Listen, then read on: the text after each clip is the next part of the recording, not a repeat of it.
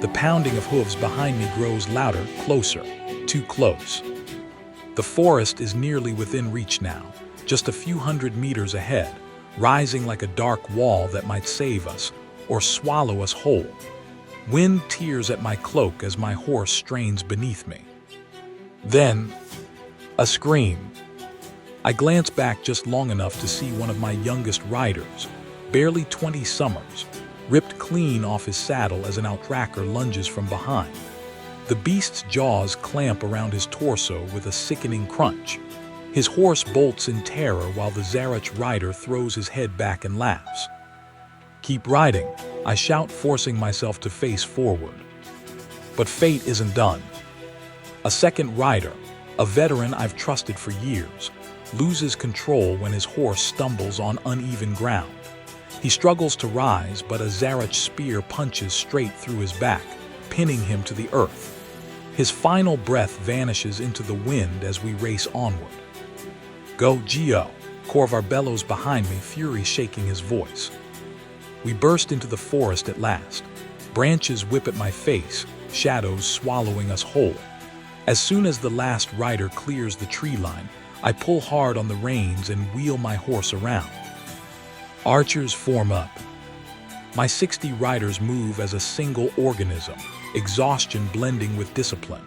Lysar's archers slide into position, bows rising.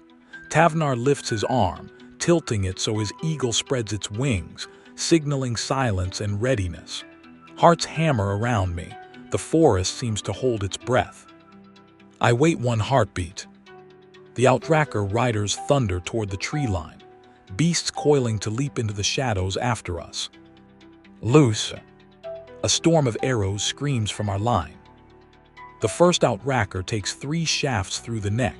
It collapses mid-stride, throwing its rider violently into the dirt. Blood sprays across the grass as the creature twitches once, then goes still. The other Zarach rein back immediately. Their formation shatters. Confidence evaporates. They shout curses at us, but none dare push their monstrous mounts into the dark forest where we lie in wait. The predators slow, hesitate, then retreat across the steppe like a tide pulled back by unseen hands. Lysar lowers his bow, steady but breathing hard. Tavnar exhales shakily. Corvar spits on the ground, rage burning in his eyes. Eldar rides up beside me, voice low. "We made it, Kalar, but they'll be back." In the shadowed depths of Bramir Forest, surrounded by my shaken but living riders, I feel the weight of the dead settling on my shoulders. 2 men lost, but the rest alive. For now, and the forest watches us. The silence is oppressive, punctuated only by the heavy breathing of my riders and the distant, fatting thunder of the outrackers' retreat. The air hangs thick with tension, the scent of sweat and fear heavy over the group. I feel the weight of grief, the sting of loss, and the dread of knowing the Zarach won't stop coming. Eldar's words hang heavy in the air, a grim reminder that this was just the beginning. My riders exchange somber glances, faces etched with worry. They realize they've narrowly escaped death, but also that they've entered a nightmare, one where they are hunted, stalked, and vulnerable. Tavnar breaks the silence, his voice barely above a whisper. "We need to move deeper into the forest, find somewhere to regroup, tend to our wounded pride and our horses." Lysar nods, eyes scanning the surroundings. "I've got a bad feeling about staying near the edge. Those beasts might try another ambush." Corvar grips his reins tightly, knuckles white. "We shouldn't have had to run, we should have fought."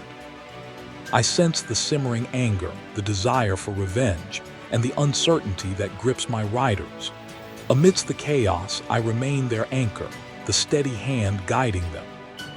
The trees seem to whisper secrets against the wind. The forest, once a refuge, now feels like a maze, full of hidden traps and unseen dangers.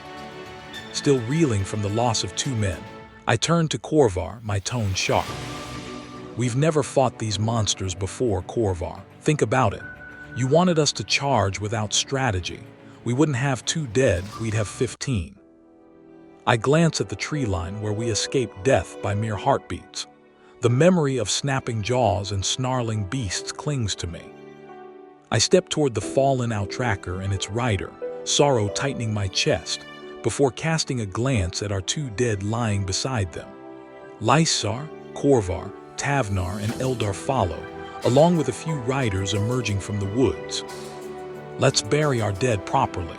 These brave men deserve it. Korvar's eyes flash, wanting to argue, but he swallows the words. The others nod, relieved I maintain control. Eldar's hand rests on his sword hilt, jaw clenched, anger simmering. We fan out, forming a protective circle around the fallen outracker. Lysar kneels to examine the creature.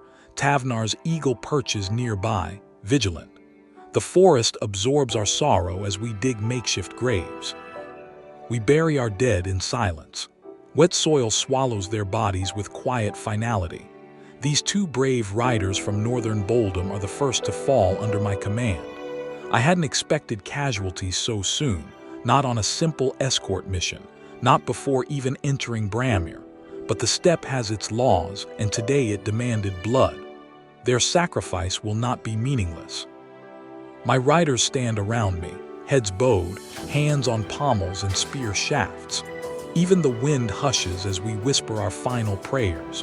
When the last words fade, I lift my eyes, the weight of command heavy on my shoulders.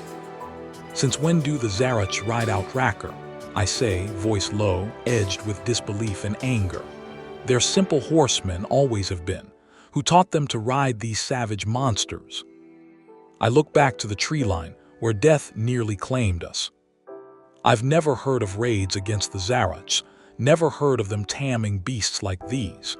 They may not have many, but one thing is clear.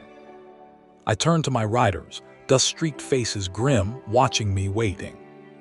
We'll face these deadly scouts again. Next time we need tactics made for them, for their speed, their strength, their unpredictability. I place a hand on the fresh mound of earth. This won't happen again, not if I can prevent it. The wind rises, sweeping across the graves as if sealing a vow. My words hang in the air. Riders nod solemnly, faces set with determination. Eldar speaks first, voice firm. We'll figure it out, Calla. We'll learn to handle these abominations. Lysar shifts, gaze drifting to the forest shadows. But what if they're not just scouts? What if they're the vanguard of something bigger? Tavnar narrows his eyes. You're right, Lysar. The Zarach never acted like this before. Something changed. Korvar grunts, disgust twisting his face. And we're stuck here playing catch-up. We need intel. Eldar adds, we should send someone to gather information. Find out why they use those beasts, how many, and what their ultimate goal is. The others murmur agreement, eyes on me. They rely on my judgment, trusting me to guide them through this dangerous landscape. I lift my head toward Lysar, worry clear but tone steady. It's obvious he's preparing for something bigger. The Zarach already know our people have fortified a camp near the first village west of the Valamir Way. Either they're still assessing us, or they know we're restoring this legendary route and will do everything to stop us. Sending outracker riders between our camp and Bramir Forest isn't coincidence. That was the real target, the timber supply. Cut it, slow us, choke the project before it even starts. Lysar nods thoughtfully, fingers drumming on his bow. They're trying to strangle the whole project before it gains momentum. Eldar inhales sharply, gripping his reins tighter. Tavnar's eyes narrow. They're not mindless raiders, they're strategists. Korvar spits, bitter. This isn't just about us, it's about the kingdom itself. I sigh, reflecting, then address my friends and the dozens of riders behind us. The wood abandoned during the ambush will stay for now. The Zarach might even think it's bait. Commander Ricklear asked us to find out what's happening. What we've seen is vital, but not enough. We ride to the forest village north of Bramir Forest, which supplies timber for our constructions. Warn them of the Zarach threat, and instruct them to deliver wood only to the forest edge, not our camp. It's too dangerous. We'll return for the timber later with reinforcements once it's safe. I'll report back to Commander Ricklear. He'll understand. He told me to handle this, and that's what I'll do. Everyone saddle up, off to the forest village. A wave of determined nods passes through the group. Eldar smiles tightly. Korvar grumbles but follows. Tavnar nods sharply, moving to his horse. Lysar lingers, eyes on mine before organizing the riders. Within minutes, our unit is mounted and ready, riding deeper into Bramir Forest. The village awaits, shrouded in mystery and potential danger. Riders' expressions range from determination to apprehension, but they ride united behind me. The canopy thickens, casting long shadows on the forest floor. Moisture hangs in the air. The silence feels heavy, an unspoken threat lurking just out of sight. Every snap of a twig, every bird call prickles my skin. I race ahead in thought, planning, strategizing. The Zaruts won't hesitate to strike again. Will we reach the village in time? Can we protect the innocent? And what other dangers lie in the dark, waiting? Despite the somber shadow of our two fallen riders, we ride calmly along the forest path toward the village. Raindrops from the passing storm glitter on the first spring leaves. We ride in single file, measured and quiet. Serenity envelops us behind the wall of trees, hidden from the world, protected from all. For a fleeting moment, I envy the forest villagers I've never met, even as I cherish the freedom of the endless steps beneath my horse's hooves.